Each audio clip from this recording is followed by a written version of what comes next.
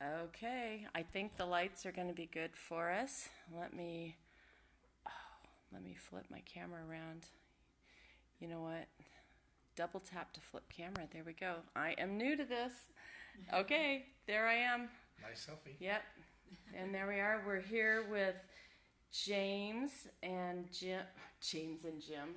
I screwed up already. And you know what? I didn't even introduce myself. So, hi, I'm VickiConley, and we are here live from behind the scenes of the Marijuana Show. We have been filming season 2 today.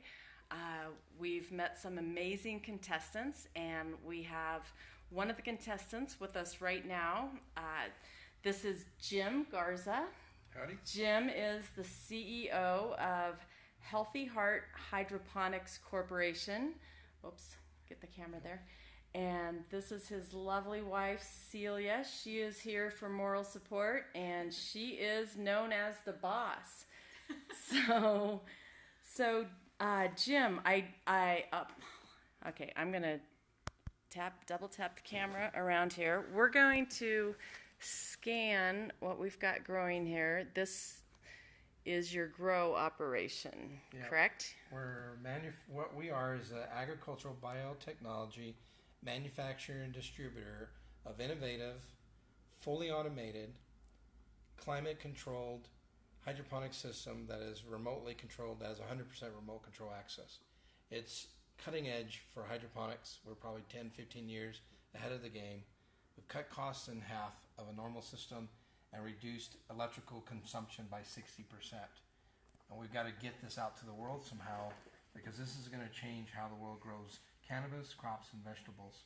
And that's why we're here on the show. Oh, that's awesome. And I know I overheard your conversation with Wendy Robbins, the producer of the show, earlier, about how water is so hard to get in so many places nowadays. So Yep. tell us how Absolutely. this can save water. Well, one of the things that we have done is we have taken over Mother Nature. We have complete 100% control of the growing climate. When you have 100% control of the grow climate, then you're 100% in control of the plant health. But not only that, you're 100% control in the crop quality and quantity. And so in our system, we've been able to remove the seasonal characteristics away from the plant. So what I really have accomplished is we've taken an annual and have converted it naturally into a perennial with no hibernation periods. So what that means is, without the seasonal characteristics, the plant never knows when to die. But with our forced flower regeneration process, it continuously forces flowers and regenerates a crop harvest period after harvest period, non-stop, until you decide when you want to kill the plant, if ever. So you're at 92%, production non-stop once it starts. And it's fully automated and controlled by our computer system called RoboFarm, which does everything but eat the crop. So getting back to your question about water consumption, which is very important, especially drought, and I believe personally we're in a 100-year drought. In order to reduce water consumption, you have to understand plant biology. And plant biology has two processes. It has light photosynthesis reaction and dark photosynthesis reaction. And both of those are very important in the life of your hydroponic system. People don't even realize the moon's a major contaminant to plants. If you have an outside tomato plant, pick a tomato before the first quarter moon comes up. Pick a tomato after the third quarter moon's fixing to set. That means the full moon was in between. That first tomato is twice as sweet, twice as firm, smells twice as good than that second tomato, because the moon puts plants into shock. So when you have greenhouse grows, you don't really realize that you're retarding your plants. And the same thing during the day, during light reaction photosynthesis. The plants need a specific Kelvin temperature and a multiple types of Kelvin temperatures absorbed during the light photosynthesis process reaction, and it stores that energy. At the same time, it grabs carbon dioxide in the air and stores it. If you have cloud cover, it stops that process. So it stops the carbon dioxide, which is being absorbed, which actually creates the glucose that creates the break sugar content or the cannabinoid oil. So in order to truly have a 100% plant on steroids, all natural, putting out and growing as fast as it can, you need to eliminate the sun and you need to eliminate the moon. And we've done that with our system by developing a very innovative LED light. And Let's these show this lights are system the only kind again. in the world. They've been designed by us with Epistar in China, which is the #2 biggest LED chip designer in the world. And these lights only burn 18 watts. So I can get 96 of these 4-footer lights on 120 amp circuit. In doing that, we just cut the electricity cost of a grow facility by 60%. But better, if you look at what you're showing there, by putting our LED lights, which are a T5 with a tube and a fixture all built in one, with a 50,000 warranty, you get 20,000 lux brightness on the old leaves as you do the new leaves. So what happens is now you don't have dead space. So you don't have the long stems in cannabis with the crown with all the flowering and the leaves. We actually have the exact percentage of absorption of the leaf from the old leaf to the new leaf. So by growing the plant upside down, we're able to take the energy that's normally used to stabilize the branch and refocus it into the crop. So our crop then grows 20 to 25% faster, bigger, better, and now you don't have to worry about stringing your plant. You're not damaging the plant, but what you have now is an upside down box hedge that grows a cannabis flower and a bud on the outside because plants chase the sun. That's why they grow up. In our case, they chase outward toward the LED light. So our intent is to grow a 4-foot mature tree, and we're going to trim it every 2 months and hopefully get 5 ounces of dry cured product and harvest that tree 6 times a year, non-stop, and never kill that plant. And we're going to have round box hedges growing 100% controlled by us because they have no seasonal characteristic. So during the dark reaction, photosynthesis is a process. During the dark reaction, it takes the light energy and the carbon dioxide that the leaves grab through the storm that's stored and turns it into glucose, into that brick sugar. In this case, into the cannabinoid oil. One of the biggest problems in the industry is that there's no consistency in the cannabinoid oil. Nobody can produce it equal quality time after time after time because of the outside influences affects the plant. In our case, and recognized by Texas A&M University, we don't have that. We are in full control. So when we produce a crop, we focus on the phytonutrient in that crop to lift it up because we have been in control of that crop since it was a seed, since it was a baby. And since we've removed the seasonal characteristics, it does everything we tell it to do. And so we, in our example on our watermelons, we identify the lipocin mineral, which is a natural phytonutrient. It's the #1 preventer for breast cancer, prostate cancer, and we're able to maximize and lift up that lipocin in that watermelon plant because we control that watermelon plant. Wow. What if I were to tell you that we were going to break the Guinness Book of World Record? We're going to have Betsy, a 10-year-old watermelon plant that's had 524 babies. Wow. That is amazing. So, but now let me get back to your question because I didn't answer your question about water, right? And so, in order to control the plant, you have to control all the aspects of the plant, from the root zone cleanliness to the dissolved oxygen in the root zone to the natural minerals that are absorbed to transpiration, which leads to what you're talking about. Now, let's talk about water. Okay, when a plant absorbs nutrients and takes it to the leaves and utilizes it in the plant, first of all, we have no dead space, so we get the nutrients faster to the leaf, faster to the flower, right? So let me put it to you this way. My wife goes to the store. Let's call her the water. In the store are cans of soup. Let's call that the nutrients. And her minivan is what takes the nutrients and the carrier to our home, right? So air is the car. So you need water to grab the nutrients. You need my wife to go into the store to get the food. And you need our van to drive her to the house to finish the deal. So without oxygen in the water, you can't get that nutrient to the leaves. People don't realize when the clay is dense, plants die. It's not because that there's no moisture. It could be wet clay. It's because there's no oxygen. So when we put and pump in dissolved oxygen into each one of our tanks, which is a soilless tank, and there's a reason I'll get to that, that maximizes the amount of absorption of the plant, of nutrients and water. So we're able to give it the opportunity to absorb all the better nutrients that it wants. And the computer system has the recipe per week for that plant for its life and injects through what we call dosers, automatically part of one system, the amount of each nutrient into the water system so the plant has maximized the amount of food that it needs. So transpiration and evaporation is how we lose water. If you go with conventional farming outside, you lose it through evaporation from the ground. Right. If you go into a greenhouse, you still lose it by a pot that has perlite or coconut shell as a medium or clay balls because it still evaporates. Our system is a true closed water system. What that means is you can't touch water anywhere with your finger. And if you can't touch water anywhere with your finger, the light can't touch it or the sun. If the sun can't touch it or the light, now you don't have algae growth. And if you don't have algae growth, you don't have pathogens. And if you don't have pathogens, now you don't have the risk of bacteria. Wow. So, and let's take pests in greenhouses. Big problem with pests is eliminating pests. Well, they go into your clay balls or your perlite or your coconut shell with your open pots, and they sleep in there. They lay their eggs in there. And that's how they habitat. It's their habitat. And that's how they grow.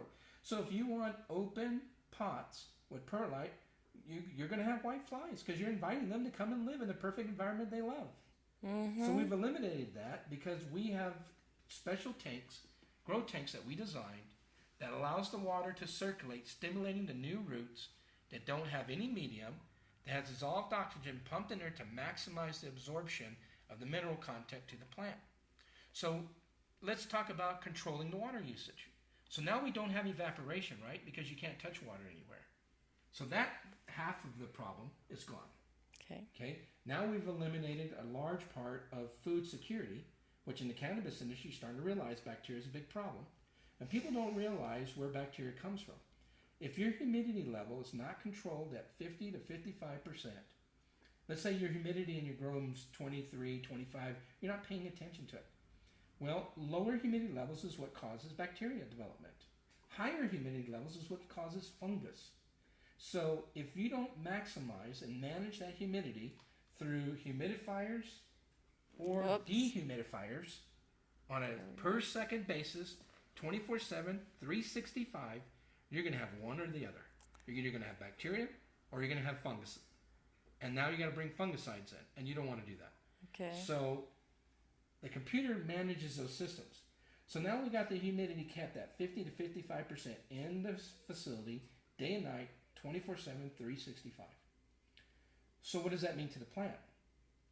If a plant is hot and it's dry, it's going to transpire. Just we do the same thing, right? We sweat. So when we sweat, we lose water. Well, where does that water come from? We have to drink it. So when a plant sweats, where does that water come from? It has to absorb it from the roots. So it's absorbing a lot of water because you've got it too dry in your facility and too hot.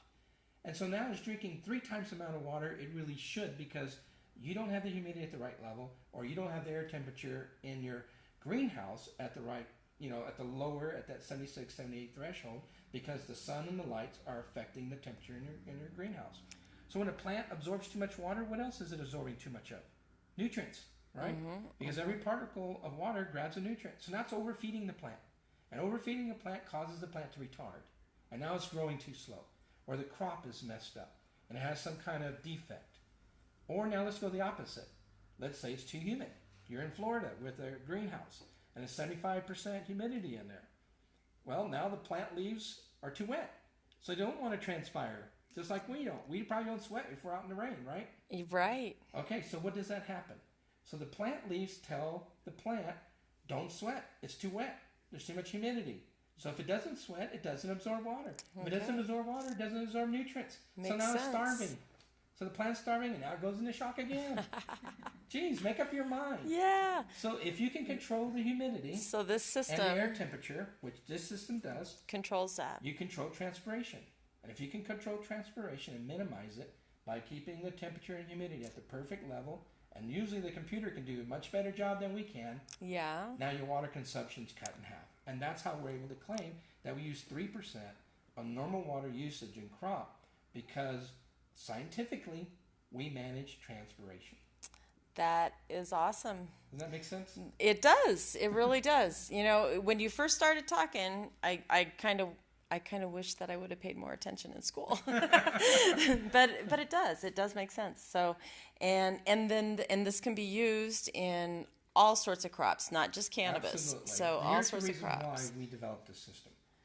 I was a business banker at Bank of America in Las Vegas, and during the recession, my wife and I, we were ready to make a change, in our life, and it was time for us to give back. Most people who are successful reach a certain age where they feel it's time to give back. It's time to do our share. It's time to either create a nonprofit, get involved in the foundation or something, right? We've been blessed, and it's time to give back. So we created a nonprofit, a 501c3 called Eastern Nevada Food Bank. And you can go to our website, enfbank.org. And the reason we created that is because there are food deserts all over the United States. A USDA food desert is a designated area that lacks healthy foods in that market. And there's thousands of them across the United States. And where we live in Ely, Nevada now is one of those districts. I mean, it's three and a half hour drive to get to a major city from where we live. We are truly in the middle of nowhere. And so we wanted to develop a food bank that was self-sustaining. Being a business banker, obviously, I'm super conservative. Right. And so the only way we're going to develop a food bank is if we're not going to be dependent on federal grant money or foundations. We got to figure it out ourselves. So we have to create this new model. But at the same time, we wanted to create a new model for the American farmer because kids just aren't interested in farming anymore. Who would? I remember when I was growing up, my dad had 100 acres, and there was 8 of us. So I was going to get, 12 acres? What am I going to do with that? And a 1962 tractor? If a young man or woman wants to go in farming today, they're going to look at having to buy a minimum of 100 acres. Water rights are going to be a big issue. $400,000 plus in tractor equipment that's constantly going to be maintained, and all it takes is one good hailstorm and you're done. Yeah, it's not like it used to be, huh? No, it's not. And you know what? They ain't doing it. So we're going to be starving eating vegetables from Ecuador that have no flavor. Yeah. And we ain't doing that. So somehow we figured we have to get kids interested in agriculture. But you have to do it at their level. So what do they like? 360, games, video games, things of that nature. Let's computerize it. Let's make it where it's so computerized, fully automated, that they can control the plant. They can actually control the outcome of the crop. Yeah, there's a game like that. Probably. It's yeah. called Mobile Farm. Yeah. It's like I don't play the games on Facebook, but I know, I mean, because I turned them all off. But people, they have to go water their crops or they die or something. Yeah. And my daughter, she's big in ag. She's one of the innovators of this. She was introducing us to a plant called ketchup and fries. And I said, well, what the hell is that? Well, excuse me, what the heck is That's that? Okay. That's okay. It's after dark. It's after dark. And she goes, Dad, check it out. Google it. Ketchup and fries plant. So I did. It's cherry tomatoes on top and white skin potatoes on the bottom on the same plant growing at the same time. Oh, my goodness. And then she showed me another one where it was a tomato with the strawberry inside. And that's where agriculture is going. That's the kind of things that get our kids interested in agriculture. That kind of innovation. But it takes a system like this to develop a crop like that. You're not going to do it with And it's totally natural? Totally natural. Wow. Because that sounds like totally some natural. of that... No, cloning. You can clone anything. Okay. You don't have to have GMO involved to clone. Wow. And so that was why we developed our system. So Eastern Nevada Food Bank really was a catalyst to revamp the American farmer. So we were going to take a 1 acre facility, 1 acre piece of dirt, put a 30,000 square foot building on that 1 acre. 20,000 square feet is a 2-story hydroponic growing facility that grew 20 different vegetables. So now you have your 4-H, your FFA, your senior volunteers, all helping this young farm family that's running this whole operation to develop these crops. So you got 10,000 square foot left in this building. So 5,000 square feet up front is a farmer's market where anybody can bring anything and sell in the community, as well as the crops that are grown. All the money from the crops that are grown goes to the food bank, which is the last 5,000 square feet as a warehouse. So now we have a self-sustaining food bank, operated and run by a young farm family. And do you have a lot of kids in the community that participate? Yeah, we started in the 3rd grade, and every one of them want to be a farmer. Now those 3rd graders are 6th graders, and they're doing things that you and I have never imagined. Oh my gosh, that is so cool. Yeah. I love Our hearing. Our system has to be able to be managed by a 5th grader. If I love hearing stories like that. Yeah. And so now we've got the nation involved, and we're helping to draft the Nevada 4-H science program, hydroponic science program. And so taking on that initiative, we've gotten interest from all over the place. So we work with Dr. David Bubenheim at NASA. He's the director of NASA's Space Station's hydroponic system out of Ames Research Center in San Francisco. He's one of our collaborators. Texas A&M, Wow. North Carolina State University. Very impressive. And then we've wind up getting a big company in Israel who has every recipe in the world, including all your cannabis strain recipes, right? Heard about what we're doing and said, okay, Jim, we heard that you're going to grow plants upside down. No one's ever grown cannabis upside down we're aware of. And we've got all the big cannabis growers that have 1 million square meters in the Netherlands on our database. They're our clients. They're interested in what you're doing. The big cannabis growers are going to want to watch this Periscope. Yeah, and so we got some top secret information going out here tonight. So they're willing to share their strain recipes. Yeah, with there's us. some hearts. I just saw some hearts coming through. We're getting some hearts. Yeah, they're willing to share their data there they with come. us in exchange for our data to them through our Nice. Israeli contact. And so now we have that. So then Hazara Seeds. Hazara Seeds is probably the biggest seed producer in the world, based out of where? The Netherlands. So we get a call. What are you doing over there? Well, we're kind of revamping, how America grows crops. Well, cool. What's your crop you're growing first? Well, we're going to do watermelons. Why? Well, we want to lift up the licensing level. Well, cool. You know what? We have a watermelon species that we feel has the highest lipicin level. Let us send you those seeds.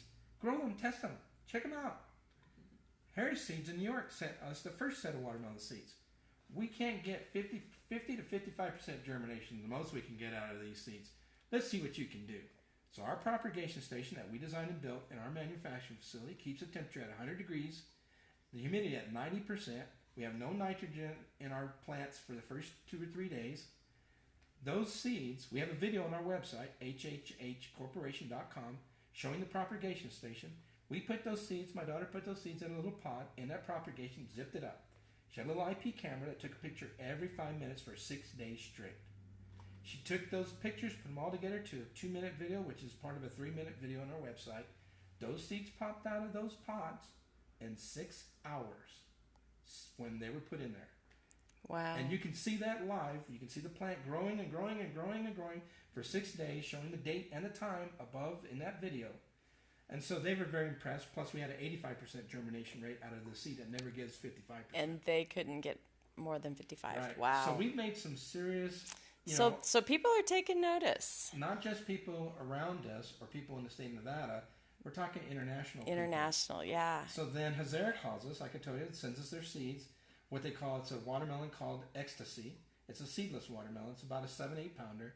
And it's supposed to be very high in lipicin, where if you ate 1 bowl of this watermelon, it's equivalent to 8 tomatoes. Wow. Okay? So that's our next test.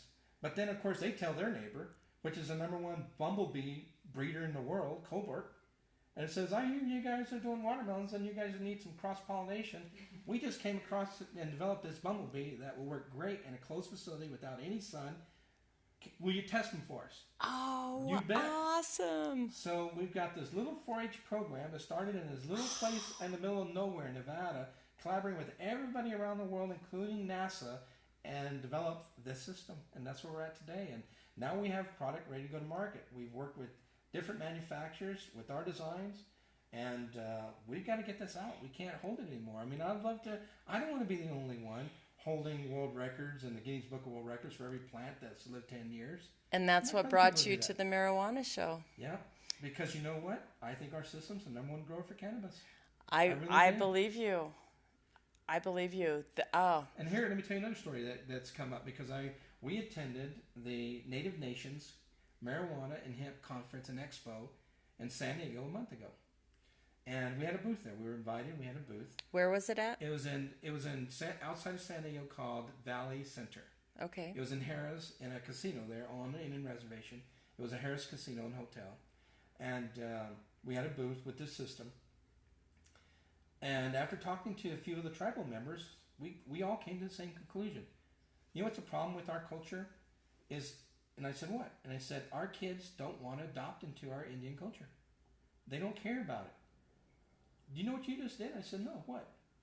You just forced them to become electronic medicine man. This is exactly what medicine men used to do a long time ago. They took a plant, my gosh. they knew it had something specific in our life and our body that it affected and made us eat it, but they did not explain why. Now the kids are going to be able to electronically do exactly what they did, but know exactly the terminology and science behind why, and we're not going to be able to get them out of the facility.